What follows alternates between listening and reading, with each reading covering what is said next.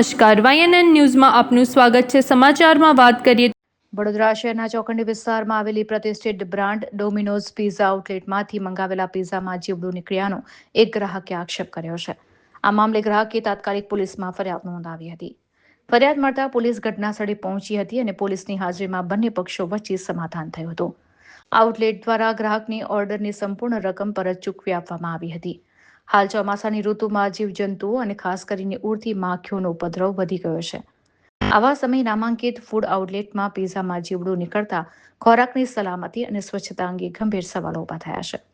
આ ઘટનાને પગલે વડોદરા મહાનગરપાલિકાની ખોરાક શાખાની કામગીરી પર પણ સવાલો ઉઠ્યા છે.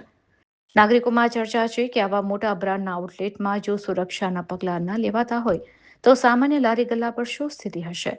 ફૂડ સેફ્ટી વિભાગ દ્વારા આવા એકમોની નિયમિત ચકાસણી અને કડક કાર્યવાહીની માંગ ઉઠી છે.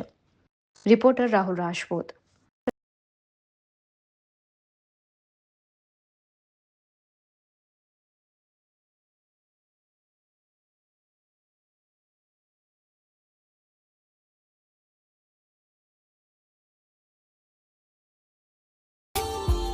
Subscribe now and press the bell icon.